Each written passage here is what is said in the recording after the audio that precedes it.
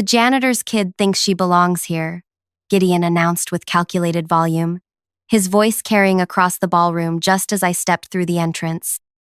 The crystal chandeliers highlighted his smirk as executives turned to stare. A wave of polite laughter rippled through his circle of admirers. "Tell me, did you clean the floors before coming in?" he added, raising his champagne flute in mock toast. The room temperature seemed to drop several degrees. I felt every stare, heard every whisper, saw every smug expression. But instead of retreating, I straightened my spine and walked directly toward the stage where Gideon stood, my heels clicking against marble with military precision. I reached for the microphone. The feedback whined briefly as I tapped it twice. "Good evening, everyone. As the new majority shareholder of this company, I'd like to announce some changes." Gideon's champagne glass slipped from his fingers, shattering on impact. The sound echoed through the now silent ballroom. His face transformed from smug superiority to stunned disbelief as recognition finally dawned. The janitor's daughter had returned, and she owned everything he had dedicated his life to building. They thought they had won, but the game was just beginning. Before I tell you what happened next, understand this isn't just another story about revenge. This is about justice delayed but not denied. Listen carefully to how a girl nobody noticed dismantled an empire of cruelty piece by calculated piece. Pay attention, because the most devastating moves in this chess game haven't happened yet. My name is Eliana. I'm 32 years old with a master's degree in business and a specialization in corporate restructuring. I'm also the daughter of Hector, who spent 27 years cleaning this building while executives like Gideon walked past him as if he were invisible. I wasn't always calculating. Once, I was just a curious child who spent evenings helping my father clean this very building. While he mopped floors, I'd wander through empty offices, fascinated by the documents left carelessly on desks. By 16, I understood profit margins, market strategies, and corporate vulnerabilities better than my economics teacher. My father worked 60-hour weeks with minimal benefits, no sick leave, no advancement opportunities. The night manager would call at random hours, demanding he return to work for emergencies that usually involved cleaning conference rooms before morning meetings. "Just until you finish school, Pequeña," my father would whisper, kissing the top of my head before heading out at midnight. "Education will give you choices I never had." Gideon became vice president when I was 14.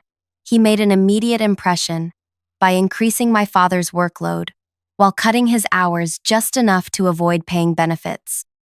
He'd snap his fingers when he wanted something cleaned. He'd intentionally spill coffee on freshly mopped floors. He'd schedule unnecessary late meetings that forced overtime. I remember the night my father came home, eyes downcast, shoulders slumped. "What's wrong, Papa?" I asked, setting down my college application essays. "I asked for time off for your graduation next month," he said quietly. Mr. Gideon laughed. He said, "Why bother taking time off?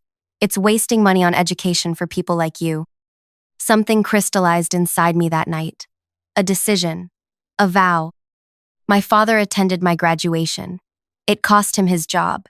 Gideon fired him personally, citing attendance issues. But by then, I had my scholarship to business school, and we managed. What Gideon never realized, while cleaning offices late at night, my father overheard conversations. The company secretly struggled with debt despite its glamorous facade. Their stock was vulnerable. Their business model relied on exploiting workers while presenting a polished image to clients. I spent 5 years at a competitor, building expertise and saving every penny. At night, I researched Gideon's company, noting leadership changes, stock fluctuations, vulnerability points. When I approached certain board members with evidence of mismanagement, they quietly sold their shares, which I gradually purchased through various investment vehicles. Yesterday's emergency board meeting sealed everything. I secured controlling interest, 51.4%. Nobody connected the poised woman in tailored attire with the janitor's little girl who once hid behind filing cabinets. This brings us to tonight, the annual gala, my first public appearance as majority owner. After Gideon's champagne glass shattered, I continued speaking into the microphone. First change. Every employee receives comprehensive health benefits, effective immediately. The crowd's murmur grew louder. Second, all executive bonuses are suspended pending a complete audit. Gideon's face contorted with rage. Third, our workplace dignity initiative begins Monday. Every executive will spend 1 week performing maintenance duties alongside our essential workers. His jaw tightened as understanding dawned. He'd soon be cleaning alongside people he'd mistreated for years. Finally, our business model will change fundamentally. We're transitioning to employee profit sharing, with 20% of company earnings distributed among non-executive staff. Gideon lunged toward the stage, but security, whom I'd properly compensated that morning, blocked his path. "One last announcement," I said, locking eyes with him. "Our new corporate headquarters will be named after Hector, who cleaned your messes for 27 years without recognition. The building dedication ceremony is Tuesday. Attendance is mandatory." I stepped away from the microphone amid stunned silence. My revenge wasn't firing him. That would be fleeting satisfaction.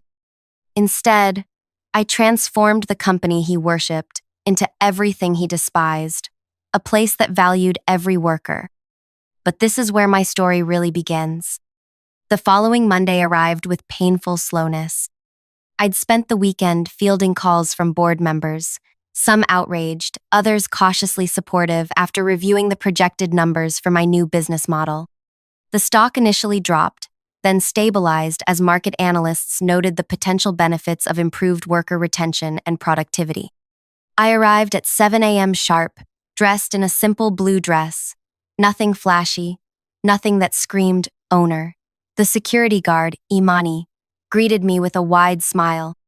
She'd been working here for 15 years and had never once been acknowledged by name by any executive. "Good morning, Miss Eliana," she said warmly. "Just Eliana, please," I reminded her. "How's your daughter's college applications coming along?" Her eyes widened slightly. No executive had ever asked about her family before.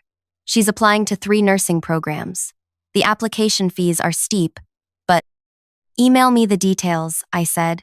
"The company will cover those costs as part of our new educational support initiative." Imani's eyes glistened. "Thank you." I nodded and continued to the elevator. The true victory wasn't taking over a company. It was changing lives, one person at a time. When I stepped off on the executive floor, a crowd had gathered. The executives stood in a cluster, all wearing identical expressions of disbelief. Beside them were maintenance uniforms hanging on a portable rack. Gideon stood apart from the group, arms crossed, face flushed with anger. "Good morning," I said pleasantly. "I see you've found your uniforms for the week." "This is ridiculous," Gideon hissed. "I'm an executive vice president. I don't clean toilets." I stepped closer, lowering my voice so only he could hear. "For 27 years, my father cleaned yours. Consider this an education." "You can't possibly expect us to," began Phoebe, the marketing director who once spilled an entire latte on my father's freshly waxed floor and walked away laughing. "I absolutely do," I interrupted. "The maintenance staff will train you today. Tomorrow, you begin your assignments. Any executive who refuses will be considered to have tendered their resignation." "This is about your father," Gideon said accusingly. "This is personal." "Business is always personal," I replied. "That's what you never understood. Now, please change into your uniforms. Orientation begins in 30 minutes. As I walked away, I heard them grumbling, plotting, scheming. They hadn't accepted reality yet.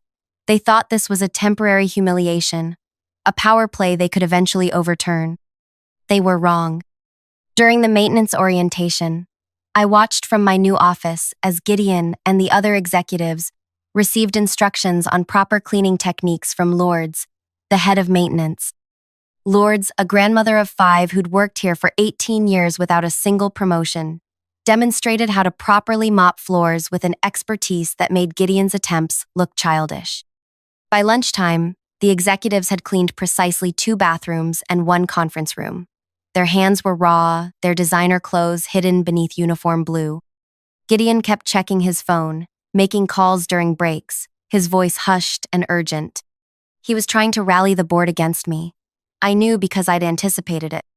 What he didn't know was that I'd spent the weekend reaching out to each board member individually, explaining my vision and showing them projections of increased productivity and decreased turnover costs. Half were cautiously on board, the other half were waiting to see results. At 2 p.m., I called Gideon to my office. He entered without knocking, still wearing the maintenance uniform, his face a storm of barely contained rage. "Sit down," I said, gesturing to the chair across from my desk. "I've been speaking with the board," he said, remaining standing. "This stunt of yours won't last. They'll call an emergency meeting by the end of the week." "Please sit," I repeated calmly. This time he did, though reluctantly. "I know exactly who you've spoken to," I said. "Leonard and Veronica support you. Juan and Gabriela are undecided. The rest are waiting for quarterly results before making judgments." His eyes narrowed. "How did you—" "The same way I acquired this company without you noticing. I pay attention. Something you never did." I opened a folder on my desk. "Do you know what these are?" He leaned forward. "Quarterly projections?" "Complaints," I corrected. "Specifically, complaints filed against you by maintenance staff over the past decade. Sexual harassment, verbal abuse, creating unsafe working conditions, denying legally mandated breaks." I closed the folder. 87 complaints, all buried by previous management. The color drained from his face. "Those are ridiculous accusations." Adrian in accounting would disagree. So would Felipe from the mailroom. And so would my father. I stood up. "Here's what happens next, Gideon. You complete your week of maintenance duty. You attend the building dedication ceremony. You behave with absolute professionalism. In exchange, these complaints remain private. You're blackmailing me. I'm offering you dignity you never extended to others." I gestured to the door. "Your afternoon assignment is the East Wing bathrooms. Lords will provide the necessary supplies." If you're enjoying this journey so far, take a moment to like this video and subscribe to our channel. Click that bell icon because this story is just getting started, and the most satisfying part of revenge is watching it unfold in real time. Trust me when I say the moment Gideon realizes the full extent of my plan is worth every second of your attention. After Gideon left, I sat alone in my office, breathing deeply. Part of me had expected satisfaction from seeing him in a maintenance uniform, but I felt strangely hollow. Revenge wasn't the sugar rush I'd imagined during countless sleepless nights. It was a slow, methodical process, like chess, not checkers. The real work was just beginning. By Wednesday, the executives had settled into a reluctant routine. Some, like Mateo from operations, had actually developed a newfound respect for the maintenance staff. Others, like Gideon, performed their duties with thinly veiled contempt. That afternoon, I called an all-staff meeting, something unprecedented in company history. Previously, information flowed from executives to department heads to employees, a game of telephone that preserved hierarchy at the expense of clarity. The auditorium filled quickly. Maintenance staff and mailroom employees sat awkwardly in the back, unaccustomed to being included. Administrative assistants clustered together. Executives, still in maintenance uniforms, stood along the walls, visibly uncomfortable. I walked to the center of the stage without notes or presentation slides. "Thank you for coming," I began. "I'm Eliana. Some of you know me as the new majority owner. Others knew me years ago as Hector's daughter, who helped him clean these floors." A ripple of whispers moved through the crowd. For too long, this company has operated like two separate entities, those who matter and those who don't. That ends today. I paused, making eye contact with as many people as possible. Every person in this room contributes to our success. Every person deserves respect, fair compensation, and the opportunity to advance. I outlined my plans: transparent salary structures, internal promotion pathways, educational benefits, flexible scheduling, and comprehensive healthcare. As I spoke, I watched faces transform, skepticism giving way to cautious hope. "These changes aren't charity," I continued. "They're smart business. Companies with engaged employees show 21% higher profitability. Our competitors lose millions annually to turnover costs. We'll retain talent by becoming the employer everyone wants to work for." From the back, a hand slowly raised. It belonged to Dominica, who'd worked in accounting for 20 years without promotion, despite having qualifications superior to her manager. Yes, I acknowledged her. Why should we believe this isn't temporary? She asked, her voice steady despite the boldness of her question. New management always makes promises. It was the exact question I'd hoped someone would ask. A valid concern, I replied. Which is why, effective immediately, we're creating an employee advisory board with real decision-making power. 5 representatives elected by non-executive staff will join our corporate board with full voting rights on company policy. The auditorium erupted in murmurs. Furthermore, I continued once the noise settled, 20% of my personal shares will be transferred to an employee ownership trust. This isn't just my company, it's ours. From the wall, I heard Gideon's distinctive scoff. I ignored it and continued outlining structural changes, answering questions with transparency previously unheard of in these walls. After the meeting, employees lingered, talking excitedly in clusters.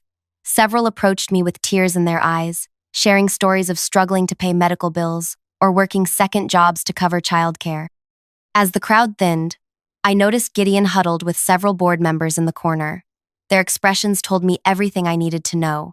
The counterattack was coming. That evening, as I prepared to leave, my assistant Ray knocked on my door. The board requests an emergency meeting tomorrow morning, they said, handing me the formal notice. Gideon has convinced 5 members to review your leadership. I nodded, unsurprised. Thank you, Ray. Should I be worried? They asked. I smiled. Not at all. This was expected. That night, I didn't go home. Instead, I drove to my father's modest house in the suburbs. He was sitting on the porch swing, reading glasses perched on his nose as he worked through a book of crossword puzzles. Pequeña, he said warmly, setting aside his puzzles. Twice in 1 week. I'm honored. I sat beside him, leaning my head against his shoulder like I used to as a child. The board is meeting tomorrow to challenge my changes. He nodded slowly. You knew they would. I did. And you have a plan. It wasn't a question. My father knew me too well. I do. We sat in comfortable silence as the neighborhood settled into evening quiet. Crickets chirped. A sprinkler hissed rhythmically across the street. When I was cleaning those offices, my father said finally, I never dreamed of revenge. I just wanted you to have opportunities. I know, Papa. What you're doing, it's about more than getting back at Gideon, isn't it? I squeezed his hand. It always was. The next morning, I arrived for the emergency board meeting half an hour early. The boardroom still smelled faintly of lemon polish. Someone on the executive maintenance rotation had cleaned it yesterday. I laid out 12 folders at each seat around the table. Inside each was a customized document package addressing the specific concerns I anticipated from each board member. Leonard would worry about short-term stock price fluctuations. Veronica would question the legality of forced maintenance duty. I had answers prepared for every objection. At precisely 8 a.m., the board members filed in. Gideon entered last, having changed back into an impeccable suit despite the ongoing maintenance rotation requirement. A small act of defiance. Thank you all for coming. I began once everyone was seated. I understand there are concerns about recent changes. Concerns is an understatement, Leonard interrupted. The stock dropped 6% after your announcement.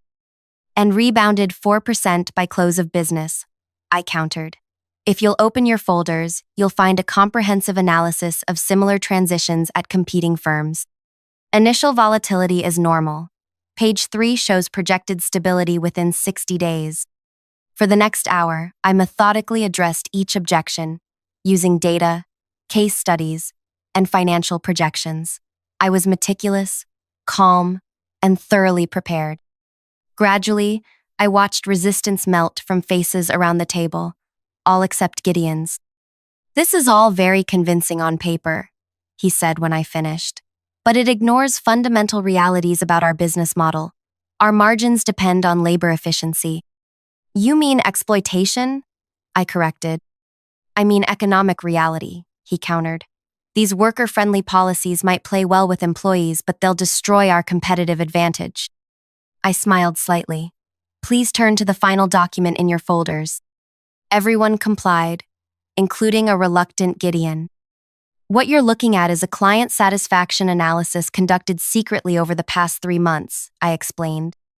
Our largest clients rated their interactions with our company across multiple metrics.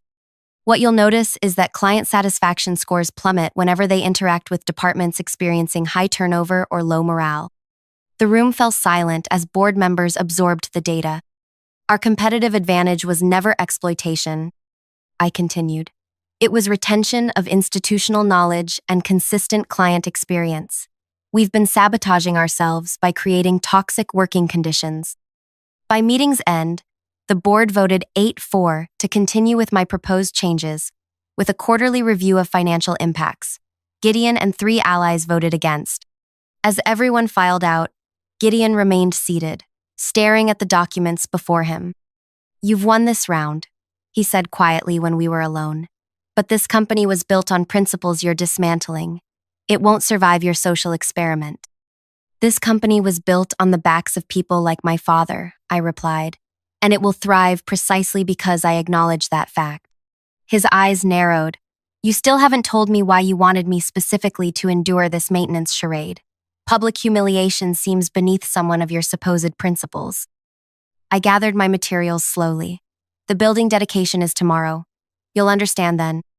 The dedication ceremony for the Hector Memorial headquarters took place on the plaza outside our main building.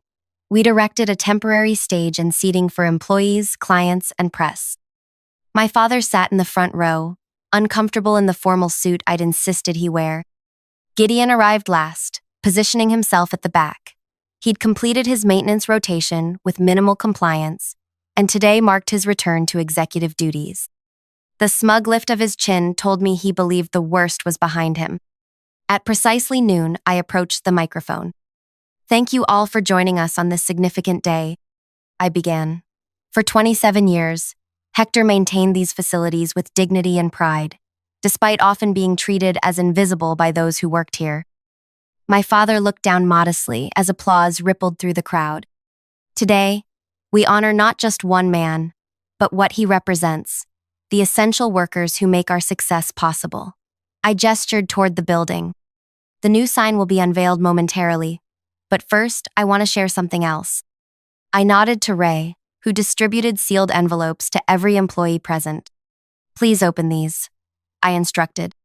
The sound of tearing paper filled the plaza, then gasps, murmurs, a few tears. "What you're holding," I continued, "are retroactive compensation adjustments. For years, this company underpaid staff based on discriminatory practices. Today, we correct that injustice with back pay plus interest." The murmurs grew louder as people examined checks representing thousands, sometimes tens of thousands, in owed compensation. "This isn't charity," I emphasized. "This is earned money that was wrongfully withheld."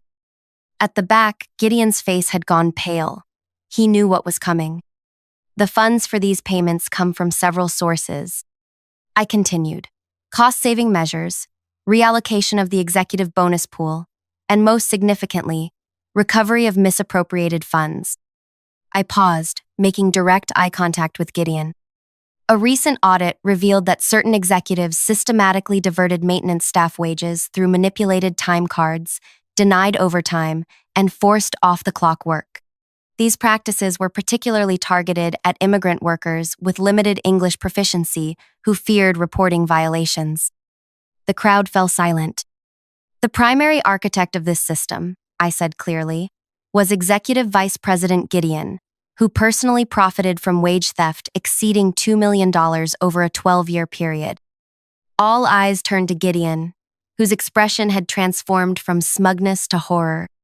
"Rather than pursuing criminal charges, we've chosen to recover these funds and return them to the workers from whom they were stolen."